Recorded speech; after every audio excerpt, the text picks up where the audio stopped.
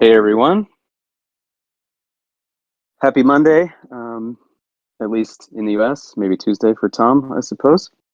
Anyone else on the other side of the world? Happy to have you here too.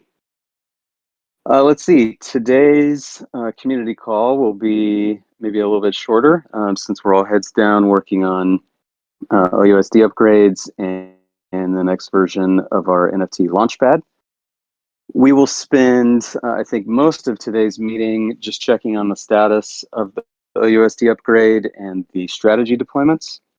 And then we'll get an update from Doman, hopefully, on his progress with the analytics project.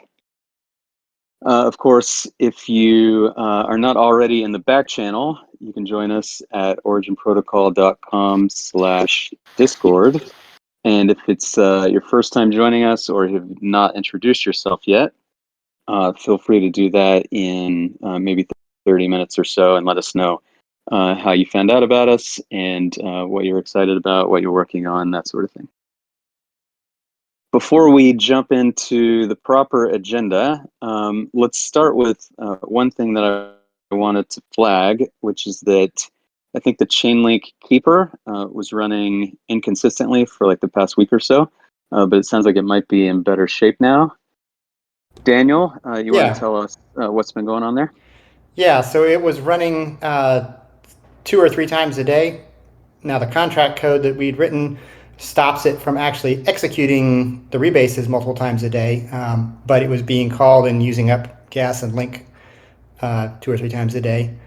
And it also, there's one day it did not run. I contacted Chainlink on both those. They haven't gotten back to me yet, but it stopped doing that after I contacted them. So there's that. I think the contract itself that we've written seems to be working pretty well and no apparent problems. We still may switch the owner of that keeper upgrade thing to a shared to a new wallet, basically, and which would require going back through Chainlink's approval process again, which tends to take a week or two. We could just start that process and then we can cancel. Egg no som. Chelsea Buck. Thank you. We can cancel the old one whenever the new one goes online. Is probably the best way to do that, since we can instantly cancel. That way, we never lose it being active while they're in the approval process. That's the update, Micah. So I guess we're still testing it out in production, essentially, until it's completely stable. But so far, so good. Yeah, so we actually responded in Telegram just this morning.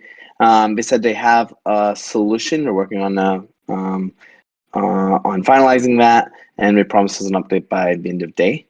So great to hear that from them. I saw we're running out of link. Well, we can top that up. Are we committed to this particular keeper? Like how much funds should we add? Are we ready to go heavy on that, or should we keep topping it up just sort of enough to get us by for another few weeks? Or how confident are you going to stay with this particular one? I think the keeper contract looks like it's going to work. The upkeep, which is kind of the interface where you fund, I think we probably just move it to a official origin key and then fund that one up. So I think we'll just maybe throw a few more dollars on this one, and then whenever I pull it out, I can send the link back. Okay, that sounds like a plan. Let's kick off that process. Sounds good. Daniel, were you saying that it was the same underlying issue that caused the keeper to both not run and also run multiple times per day, or was that something different, or was it related to gas costs? We don't have an answer from them back on either of those two. My hypothesis is that it's the not running was related to gas costs. Gotcha. Well, thanks for looking into that, and it seems like it's been working in the last few days, so that's cool. Any other announcements or things to flag before we get into the rest of the agenda? Anyone? interrupt me if you think of something. But we have a new sprint starting this coming Thursday. We have a 2-week sprint cycle, of course. And instead of going through each one of these sprint projects, I think they're a little bit redundant with the engineering discussion topics that we had. So I thought we might start with those and then kind of reference back to the sprint projects and see which ones we covered or didn't cover. But let me know if you don't like that plan. Either way, I think we could probably kick it off with just getting an update from Daniel on the compound situation, since that is sort of tangential, but it affects everything that we're doing. Yeah, so they at the last minute canceled their proposal 63, which would cause contracts using compound to revert when they tried to harvest comp. I think that was canceled like 2 hours before it actually went through or went live. We were already ready for that and would not have been affected because we disabled our comp collection. Then they have since finished the time lock and executed Proposal 64, which disables collections on accounts that might be affected, but allows a lot of accounts to continue working. I've simulated that out this morning, and we still can't collect any comp, so we're not going to actually collect comp before we start the upgrade process for OUSD that we're doing. But we are accruing comp, and we have a bunch sitting there that we can pull out once everything starts working again. We can throw it back into OUSD.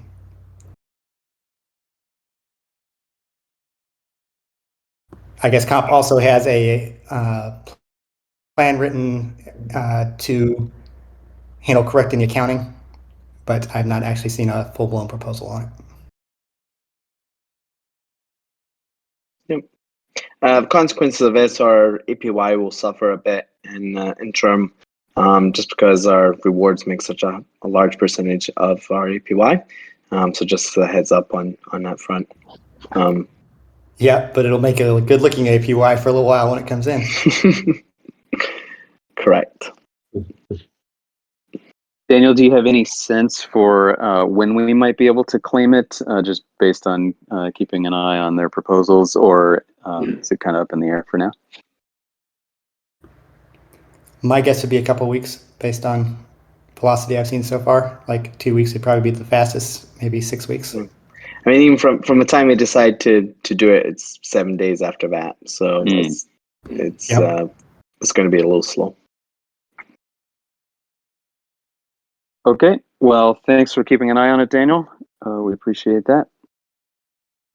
Tom, maybe we could turn to you and learn about the 2 proposals that we recently executed, and maybe the others that are ready to be approved, and we'll see how many boxes that checks on our sprint priorities for the 2 weeks that we're wrapping up. Yeah, so we've queued and executed one proposal, which was deploying a new governor contract and transferring governance of the important OUSD and the vault to that new governor contract. And we've executed that. So what's in the pipeline now is the sort of the full upgrade proposal, which claims the governance and upgrades everything else. That's up and queued, and I've tested it on the fork. I think Frank and Daniel also have. So I think we're just about all clear to execute that one.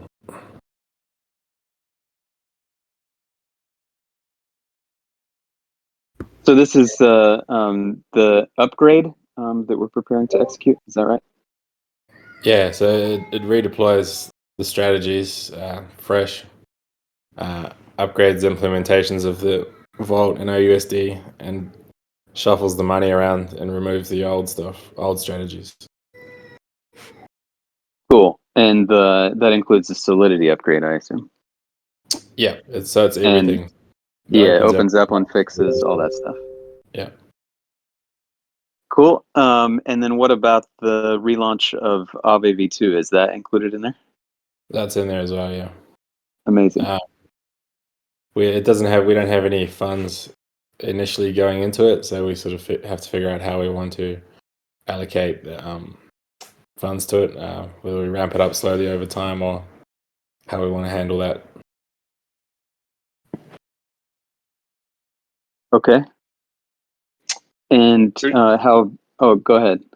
Frank? Should we go ahead then, Tom and Daniel, and ask the signers to execute proposition Prop 2? Any objections? Give me an hour after the meeting. That'll be good. Okay.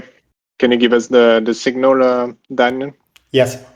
It's going to take a little bit of time for the signers to get lined up and stuff. Yeah. Thanks. And then how about the convex strategy? Is that included too?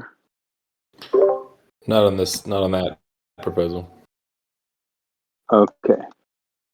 When it does convex get proposal is written, I think UPenn was going to add some more tests to it, and I will ping him to see where he's at on that. But I've reviewed it and I've simulated it, and so it seems good. Just a few more tests to make life happy. But no, it's not part of this first upgrade set. Okay. And what are the plans for allocating funds to that one once it's deployed? We'll do a governance proposal, and like we did for Aave, and I'm assuming we'll propose a similar thing where we allocate a smaller amount of funds to it for a week or two just to see and verify that it's behaving properly before then we'll figure out what our final allocation will be.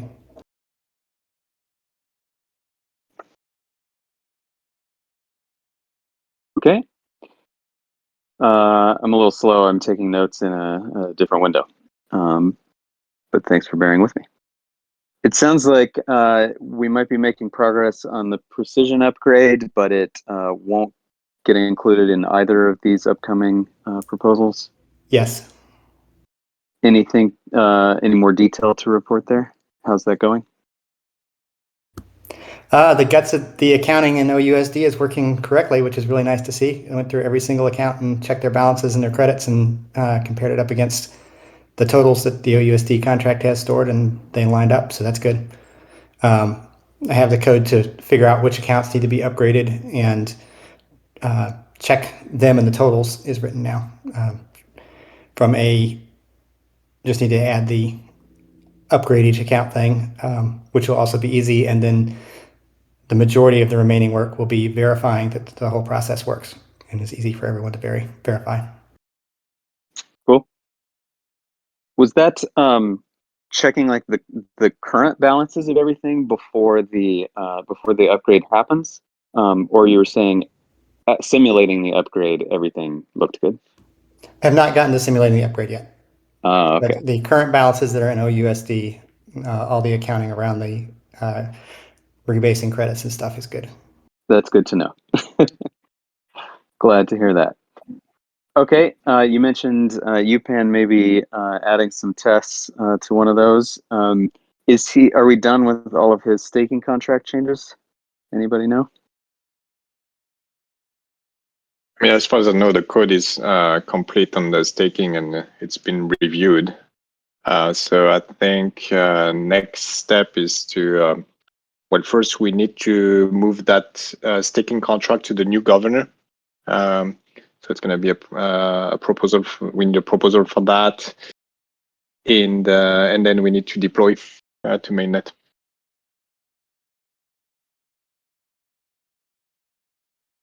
Okay. Anything else to add to that? Any questions, comments? Yeah, Daniel, I'm curious. What's the thing that needs to happen in to the accounts that are going to get upgraded? Yeah, we have a method. So there's two kinds of accounts in the system. One is a rebasing account, and that is just a internal credits balance on every rebasing account.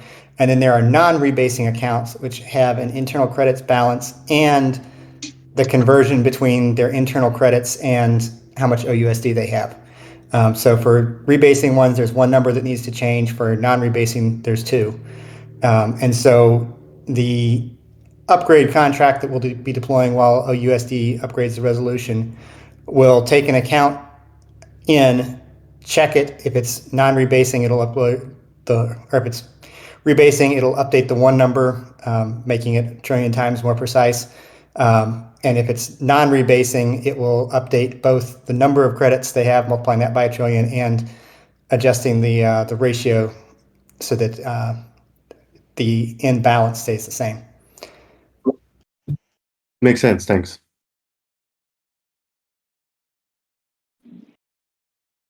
Okay, the other two sprint priorities that we had for the past 2 weeks were replacing the Gas Now API that's being sunsetted. Doman, I think you knocked that out rather quickly. Is that right? We're good to go there? Yeah. Okay. And then the last thing was the analytics, ongoing analytics project that Doman is working on.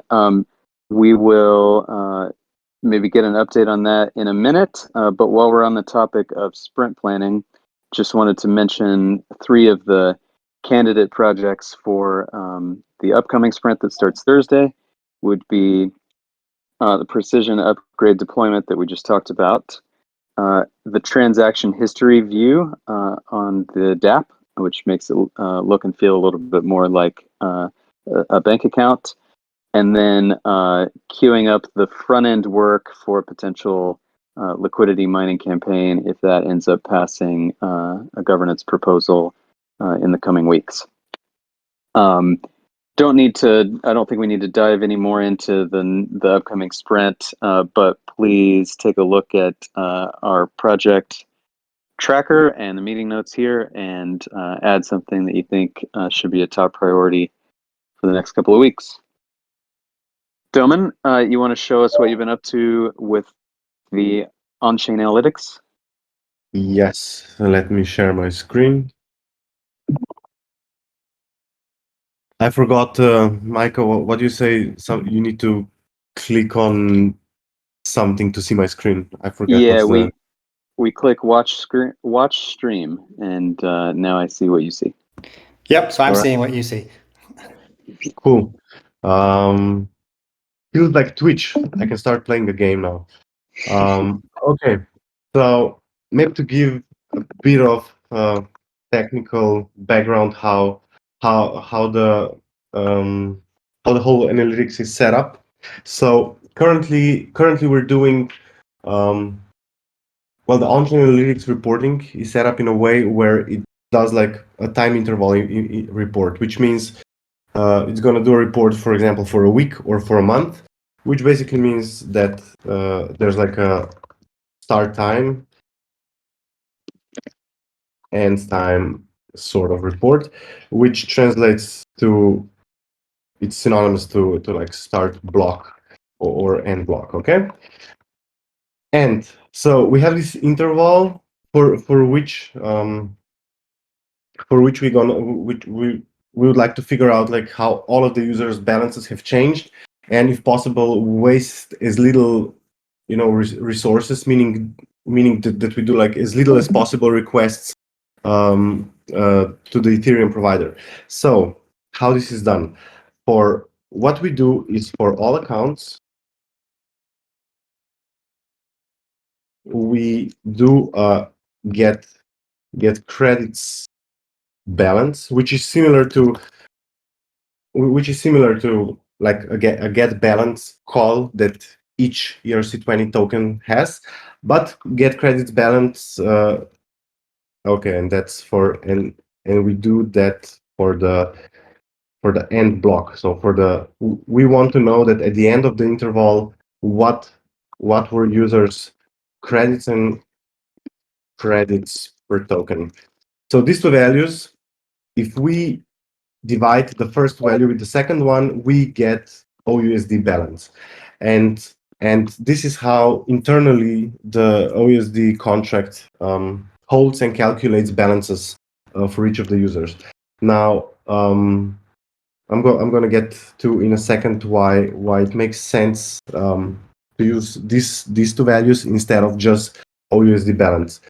So for each account, we query between start block and end block. So for whatever interval we pick, we query the relevant logs, which are rebases and transfers. So rebases happen when when like a rebase or allocate, I think it's called, on the vault, and that's where also like the value of OUSD in the wallets, users can see how that value increases. So typically for like an interval of start block and end block, there's going to be, a couple of like rebase events and maybe one transfer event. For a specific user account, and each of the rebase events is also going to carry credits per token for all of the, which is shared across like all of the users that have funds on the OSD contract. So just using these events, which are already in the database, meaning we don't need to do any additional queries to the provider. The only query we need to do is for each of the wallets, for each of the accounts, we need to do the get credit balance. That's like the biggest bottleneck. And then using these two numbers, so when we divide this one with the second one, we actually can get the current OUSD the current OUSD balance. And using the credits token in these rebase events, we can also get the intermediate balances. So meaning, for example, let's say that at the end of like a specific block, a user had 10 OGN, but because this value changes across rebases, we just use this value and divide it with credits and get like the current amount, the amount of tokens at that rebase time. And it's not OGN, it's OUSD. And that's something that can be calculated like very quickly. And usually you would see something like this. It would slowly increase. And then when transfer happens, for example, I don't know, user had previously less OUSD and then added like some more OUSD to their account. We just calculate the relevant values, and using this we can simulate we can simulate how the user's funds have changed across all of these events. And that's what we use for the basis of the on-chain analysis, and it's pretty cool because basically the almost exact same thing, we just adding a few things to it, is going to be also used for account history, right? So all these rebase calls are going to help us get to are going to help us create this view, right? So there's like these are like transfers, and some of them are going to be rebases, and you're going to see how the balance is going to change when transfers happen and when rebase events happen.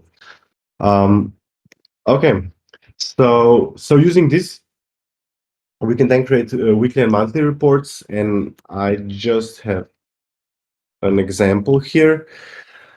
It's very ugly because I just like threw it together an hour ago. Here's an example of like 3 monthly reports and a couple of weekly reports. I did it on limited set of data, but it's pretty quick.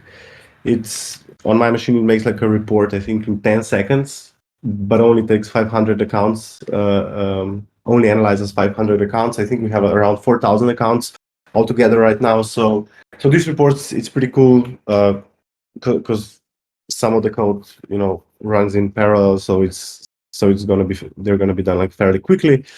And yeah, I need to make this look better. But here's an example of like the first KPIs that are currently included in the report. So okay, the not important one, maybe a number of accounts analyzed, and then like how many of the accounts are holding OUSD, how many of the accounts are holding more than 100 OUSD, how many accounts are newly created, meaning they didn't exist in prior reports. how many accounts have increased in OUSD balance that ignores rebase events. So somebody who was already, had some OUSD stake and then increased that, and how many accounts have decreasing OUSD balance. So this is currently not yet live, but I think this is like a cool framework and first set of KPIs that we're interested in, and it's going to be pretty easy adding new things in. And we'll probably also want to like the next things I need to also include is like a trend change. So so this is like a monthly report for the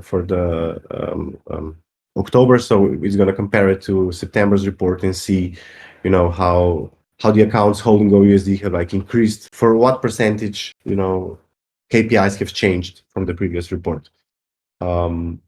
And then something like this, again, looking better, is also going to be sent via emails. And that's it. If you have questions, please feel free to ask. Very cool, Very Doman. cool.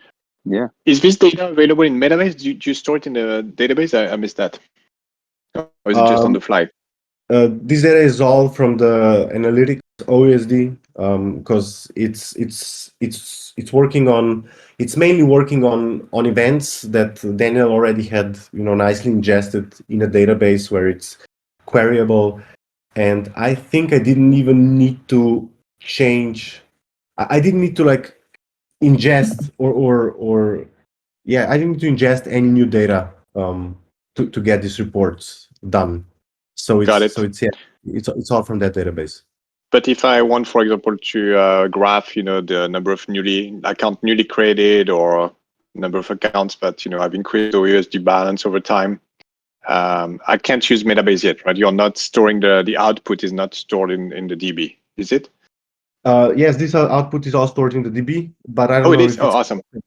But it's the DB that's on the analytics OUSD, so I don't know if it's already. Yes, and that's tied into Metabase. All right, it's already tied into Metabase. Great. So then the answer would be yes, it's queryable, I guess. Super. Great. So you're snapshotting this and saving it to the database. When you run a weekly report, you save a weekly report summary to the database? Yeah. So I haven't yet Perfect. figured out what's the best approach, but currently I have like an endpoint that creates a report for the not current, so for the previous week, and stores it.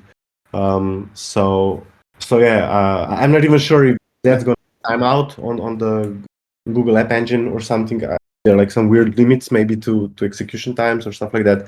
But yeah, it's just created by calling an endpoint, and it's going to do a previous month or a previous week report.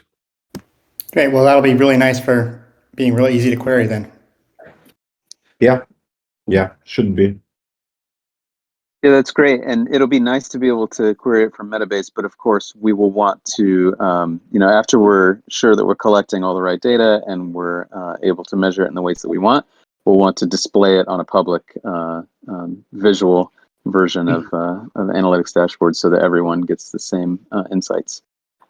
Doman, is there, what's the best way for others of us on the team to be able to look more closely at what you've got here and provide feedback? I mean, we can just go live with it whenever you want, but if we could get an earlier look, that would be cool too. I would definitely like for Daniel to do a code review first, because I think this is my first bigger Python project, and I'm sure I did some things that are not smart or are not like a good approach. But as soon as that is live, maybe it's better that we push it live sooner than later and try to get as much input from the others. And just not make it linkable from the front page or something. Yeah, so because OUSD Analytics doesn't hold anybody's money, we basically just have a sanity check on PRs and throw it live and see what happens and fix forward from there to keep keep it moving fast. So yeah, I'll try to take a quick look later, during your night tonight, and take a look and see. Cool. Thanks. That'd be great. And Josh, you're muted if you wanted to jump in. Sorry, yeah, no, just seconding what Daniel said. It doesn't need to be blocking. There's no risk of loss of funds here. So throw it up. We don't have to link to it. I know Daniel has a lot on his plate right now, but we need to guard his time for the more important stuff around getting these deployments done. So feel free to put that in the back burner and come back to it later, Daniel. And we can, in the meantime, we can give feedback on, the metrics we want to see and stuff like that. Cool. Sounds good. Great. Do it live. Yeah, I love it.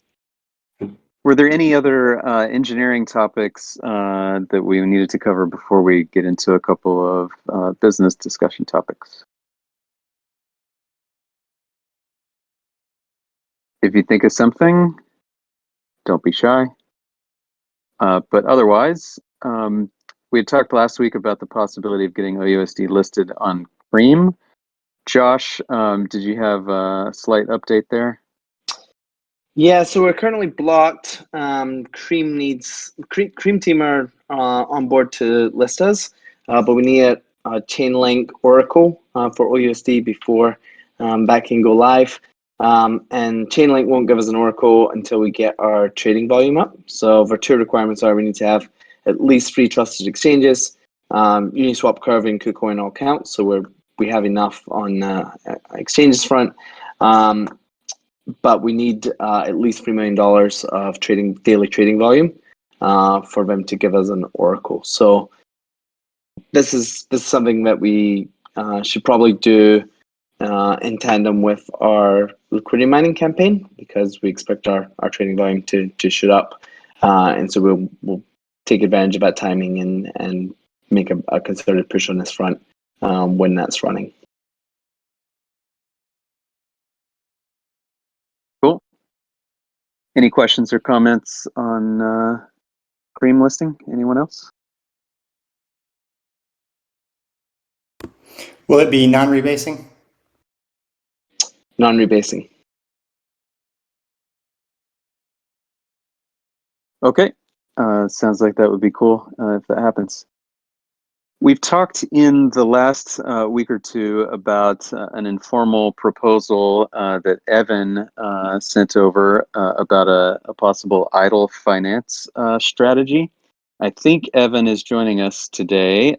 So Evan, Yes, hey, if you everyone. want to, if you want to just give us a little bit of background about, who you are and how why you decided to make the proposal, and then just let us know. Present it however you want, and let us know how we can provide feedback. Cool, absolutely. Hey, everyone. Good to be on here and see some familiar faces. I'm Evan. I work for a fund called Gumi. We're investors in both Origin and Idle. So looking at potential portfolio synergies is one thing I do, and kind of what caused me to create the proposal. Obviously, being familiar with the OUSD product and how it connects to kind of the 3 major stablecoins, and Idle Finance being a yield aggregator that essentially supports the same 3 DAI, USDC and USDT, and automatically connects to protocols like Compound, Aave, DYDX, Fulcrum, the DAI savings rate, and it is constantly evaluating new protocols to integrate, and then essentially rebalancing the assets to optimize for either yield or risk-adjusted yield that they have based on a DeFi score risk assessment that they did with Consensus. So essentially the proposal is, knowing that OUSD is kind of manually being handled right now on the back end for essentially deploying capital, farming the governance tokens, and essentially accruing to OUSD holders. Having that be automated by a protocol instead of done internally is both a step towards decentralization, as well as something I think that has been mentioned by Origin as something they want to do eventually. So that's what led me to create the proposal. Happy to answer any higher level questions about IDLE, and then also connect anyone to the IDLE team who wants to dig more into the technical specifications of this in terms of what integration could look like. It's definitely something the IDLE. So IDLE has a governance structure that elects what they call labs. And labs are essentially just units inside of an organization. There's a marketing lab, there's a treasury lab that oversees that I sit on, that oversees how we spend some of the money. There's a development lab. So the development lab could help work on this integration to take some of the workload off of the Origin team. And that's something we could discuss together out in the open as two different communities.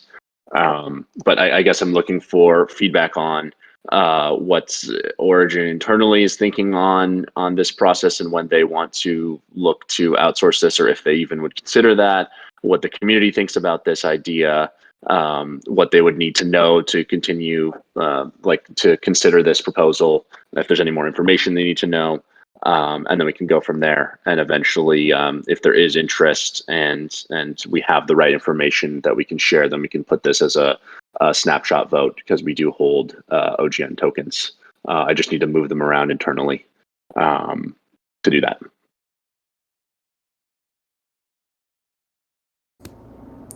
I have half technical, half high level questions, so I'm not sure where they fall. Do you know, is IDLE the allocations?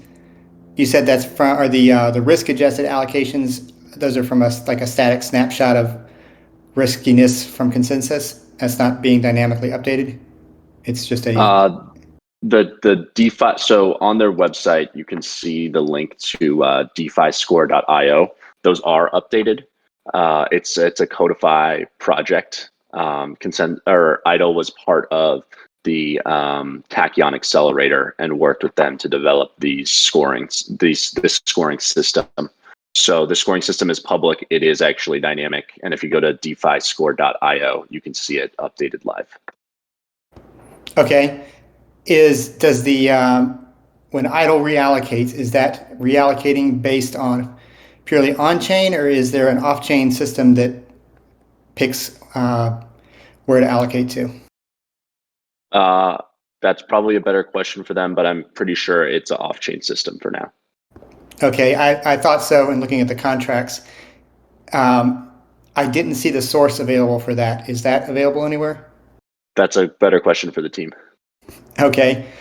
So one of my concerns with any rate following system is that if a lending platform collapses and you're unable to withdraw liquidity, the liquidity rates will go up to suck liquidity in. But that means that a hacked protocol essentially becomes a black hole, sucking in anyone who's following rates. That's just a concern I have there on that side. I see. Okay. Happy to bring this up with the team. Mm-hmm. I wonder if there's any kind of protections against that. With Compound's problem or possible problem with the harvest failing, that was going to knock IDLE protocol out of being able to withdraw from Compound stuff, or do any withdrawals from the IDLE pools. Do you know? It didn't seem like IDLE could change to avoid that. Is that a governance thing, or in the way the contracts, are they permanent and unupgradable, or do you know there? That would be a governance process.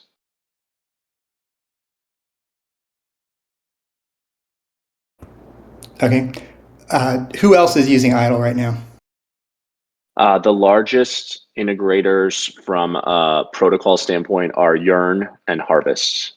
I believe Yearn has about, well, it ranges a lot, but usually somewhere between 75 and 150 million in. I think right now it's around 75.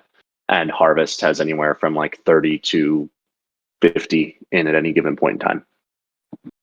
How does that And then there's just explain that a individual. little bit? Yeah, like the relationship between Yearn and Harvest. I view them as competitive products, but maybe I've got the wrong idea here. on how those integrations work and how they play together? They kind of are competitive in some ways. I guess Yearn has specific strategies that leverage idle tokens and then use them elsewhere. And Harvest still also aggregates other aggregators, I guess, instead of just directly going to the protocols. So these are specific Yearn strategies developed by Emilio Benassi, who's one of the internal developers at, external developers at Yearn. And so he created strategies around idle tokens. And so those specific vaults, I guess, use idle, since he's one of the ones who created those strategies that are more popular. And as I said, for Harvest, they don't just aggregate the protocols directly; they also work with aggregators, especially ones that are earlier on and also emitting the aggregator's governance tokens, since there's additional yield there. Yeah, at first glance, our yield on OUSD at 9.47% APY is considerably higher than the risk-adjusted rate of 3.24 or the best yield rate at 6.94. But of course, that's not taking into consideration the extra idle token rewards tokens. I'm not sure how the math works out once you calculate those in. It's like Yeah, an there's extra a 5% for the USDC pool. Yeah, there's a model that we put in. And so part of this process would be if there is interest, we can actually model out specifically what the yield would look like at different TVLs and different rates of staking, or if you plan to just sell the token right away, what that would do, and model out different prices of the governance token to essentially give you at, this TVL of OUSD, this plan to stake or this plan to sell, and this price, here's what your yields would look like over X period of time. And that's something we're happy to provide if there's interest. Yeah, I think the high level question for our team is just whether we're comfortable outsourcing such a important aspect of what we're doing. We take our role as guardians of these funds very, very seriously, and the way we have a very good understanding of our own processes, the audits we've done, the checklists we do for every single deploy, the code reviews we do on every single PR. We don't have a good understanding of what that looks like on the idle side. So part of it is just homework for us on seeing whether that's something, one, we're comfortable with, or two, could get comfortable with, on just kind of what those processes look like, and if the upside is big enough for us to consider that. So appreciate you putting this proposal forward. Feel free to make it officially on our governance portal, and we can all weigh in on Discord. I don't know if you've gone through the process of issuing a proposal before, but the way you do it is you put up the official proposal, and then we have a governance channel in our Discord. We ask you to create a specific thread for that proposal, and then we can all weigh in and add our comments and thoughts there. Yeah, I think there is a thread currently that Max set up, but there wasn't much activity on it. But that's might be because there hasn't been an official snapshot poll put out. Okay. Cool. Well, thanks, Evan, for making the proposal, and then for joining us today. I know that there's a little bit of scheduling conflict the last couple of weeks, but we appreciate you taking the time to talk us through it. Yeah, absolutely. I'll be in touch, and I will, Daniel. I'll talk to the idle team about some of your concerns on the technical side, and follow up. Very cool. Was there anyone else who wanted to say hi and introduce themselves and let us know what you're working on or excited about? If so, feel free to unmute. Same for any questions that we didn't address, or any topics that you'd like to hear about. If not, then I think we might call it a day. Thanks for an efficient meeting. Any closing thoughts from the team before we go? let's get this deploy done. Yep. Can't wait. Thank you all, especially Daniel, Tom, Frank. Appreciate all of and Domin. Thanks for all your hard work on this. All right. See you guys. Have a good Until one. next Bye. time. Thanks, Micah. You guys. Bye. Have a great one.